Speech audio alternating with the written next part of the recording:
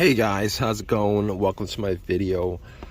I just want to give you guys a quick tip if you guys have a crank no start issue. So basically, there are so many things that could cause a crank no start issue, as well as anything that could affect a car having issues. The whole troubleshooting step is just really tedious when it comes to certain issues. But if you guys have a crank no start issue, there could be so many things that could be causing it. Could be fuses, it could be relays, it could be the fuel pump, it could be the battery, even it could be the battery, it could be the car's computer, etc., etc. The list just goes on and on and on and on. All right, but I'm gonna give you guys a quick fix if you guys are in this situation right now, and this quick fix obviously is only if you guys have a certain couple of symptoms as far as your crank no start issue. All right, so a couple of days ago I was stranded at a Wendy's. I went to Wendy's.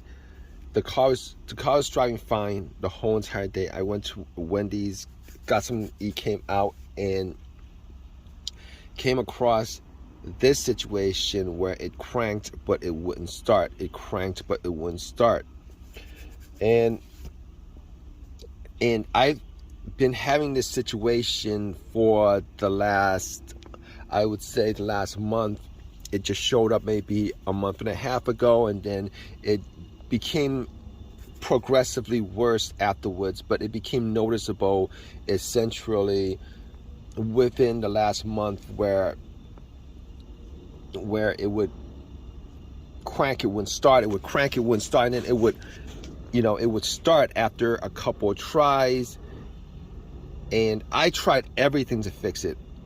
I mean, I tried everything to try to figure out what the issue was so that I could fix it. Looked at the battery, checked out all the fuses, checked out all the relays, plugged in OBD2, obviously. Thought it was a fuel issue, thought it was an electrical issue, but couldn't figure out what the problem was. Did all the tests that I could possibly think of in this situation to try to figure out what the problem was, and could not fix it. And all these tests were on the car itself.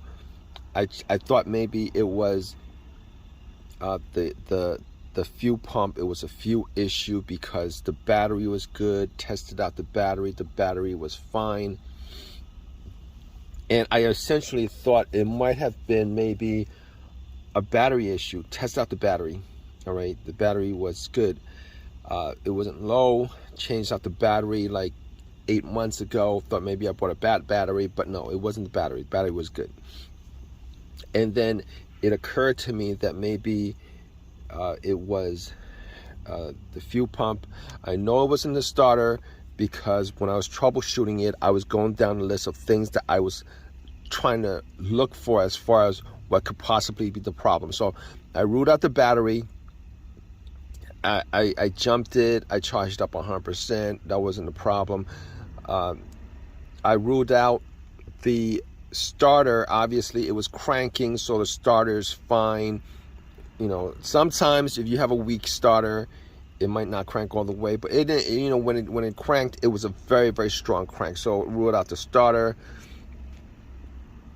and obviously wasn't the alternator. And I looked at the fuses and the relays. I looked at the ground wire. Ground wire were clean. All the cables to the battery itself, I cleaned up. Tighten it, cleaned up. As far as the ground wire is concerned, it's connected to the frame. It's good. It's cleaned up. So went through all those steps to try to figure out what it was, and it wasn't any of those things. All right.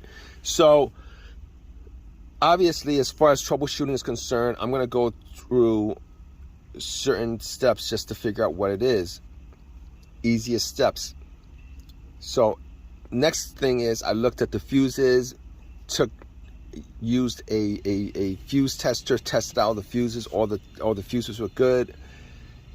Thought maybe it was the ECM that was the problem. Plugged in OBD2. It read all the way through. I had this one issue before where I plugged in and the OBD2 and it read halfway. It was a crank no start issue. It read halfway and then it just hung there. Knew that it was the ECM that was the issue, the car's computer. So this time it read all the way through without any kind of issues whatsoever, and there was no codes. So I ruled that out and got to the point where I was thinking to myself that it was probably the fuel pump that was the problem. But I did test out the fuel pump and the motor was running. The motor was running. I listened to the whizzing sound of the motor. The pump itself, it was running, so it wasn't the fuel pump. And with that note, it wasn't the fuel pump relay either, because if it was the fuel pump relay, the fuel pump wouldn't be running. If the fuel pump relay was broken, the fuel pump would not be running. So I spent so much time going through everything over and over and over, at least a couple of times, just scratching my head trying to figure out what it was in the car, what it was about the car itself that was malfunctioning, that was causing the issue, etc., etc. Even went to the point of maybe changing out the fuel pump, even though I heard the motor whizzing. I was thinking it could be the fuel filter that was clogged or whatever. But I did get to the fuel line and I did test out the fuel pressure on the line, and it was there was pressure in the system as far as the fuel is concerned. So since there was pressure in the system, I knew it wasn't the fuel line that was the issue. So went through that a couple of times. Didn't change up the fuel pump because, you know, that was tested out and the fuel pump was good. So was still absolutely scratching my head as far as what the problem was. And if you guys gone through this situation where you guys have this problem and it does that sometimes, where the problem comes up sometimes and it doesn't do that all the time. It's not a problem that's there all the time. It's not, and sometimes it's not a problem that is that comes up all the time. It just becomes a really it becomes a difficult situation. Is trying to figure out what it is. But this situation was on and off. All right, but at the Wendy's, I parked it, went to get something, and then came out, and then I tried to start it over and over and over and over again. It would crank. It would crank over. It would crank. It would crank. It would crank. It would crank. But it would not start at all. It wouldn't start at all. I mean, it wouldn't turn over at all. It would crank. It wouldn't turn over at all. So, at that point, I was sitting in the car, and I was thinking about calling a tow truck. And it occurred to me, what if it was something as simple as my fob key? What if it was something as simple as my fob key remote, where it's so weak that it's not transmitting enough, not being able to transmit enough of a signal to the car's engine to start it? What if it was that problem that was causing my car not to start?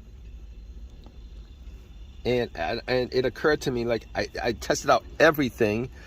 I tested out everything in the car, wasted that much time, spent that much energy testing everything out. But the one thing that I didn't check was either the fob key or the battery in the remote. And nobody, it could be the fob key itself, but nobody, as far as I know, have a second fob key on them or in the car. Most people don't even have a second fob key. And a lot of people, misplace the fob key. So it could have been the fob key. It could have been the remote, the battery on the remote being really low. So I was thinking, before I call the tow truck, spend money on a tow truck, I was thinking to myself, maybe it's the fob key. Perhaps it's the fob key. So there was an AutoZone close by. I went to the AutoZone, and well, what I did before that was I actually took the cover off the fob key remote, and I took the battery out, put the battery back in, and try to start it, and it would still crank and it won't start. So I was thinking to myself, I have to change the battery. I have to change the battery just so I can, this is part of the troubleshooting step, I'm going to change the battery. So I went to AutoZone. I got the battery for the key, popped it in, put the cover on, and then got back to my car, and I was crossing my fingers hoping that this would resolve the whole entire situation. Turn it on, and it did. You guys guess what's gonna happen, right? I turn it on, and then it turned on.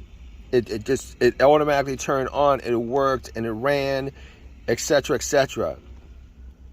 So absolutely amazed that I missed out on that most simplest troubleshooting step as far as troubleshooting this crank no start issue. And this is one of these situations where a lot of people miss that first step, which is the easiest step. If you took that step as far as changing out that fob key, and if you don't know when that battery was changed out, and then you changed out that, so if you don't know when that battery was changed out, definitely go and change out your fob key battery, because it's the simplest thing you can do as far as trying to figure out this situation. And the most, people skip over this, the whole fob key battery being the situation being is that it's not actually directly connected to the workings of the car. A lot of people don't think that the fob key itself is direct, aside from turning it on, they don't think that a remote actually is directly connected to, whether the engine starts up or not, for the most part, because a lot of people actually just skip over that step. So just to make this long story short, don't want to keep you guys waiting as far as this situation is concerned. If you guys have this situation and you guys are stuck right now trying to figure out what's the easiest thing you guys could do as far as getting your car to crank up and start, if you guys are close to a Walgreens or a CVS or a Walmart or any place that sells these batteries for the fob key, definitely make that your first step, just to rule that out. Because if it works, that actually solves your problem right then and there. If it works, it solves your problem right then and there. That's the culprit of your problem. Simple fix. The battery itself is probably like $6 or whatever, and you could get your car moving. Problem resolved. All right. So I hope this has helped you guys out as far as your problem is concerned. Definitely, if you guys have your own personal experiences with this, definitely leave a comment in the comment section. It might help somebody else out. Please give me a thumbs up. Please subscribe. All that good stuff, right, guys? And hope the problem to your crank no start issue is as simple as that. All right, guys. So take care.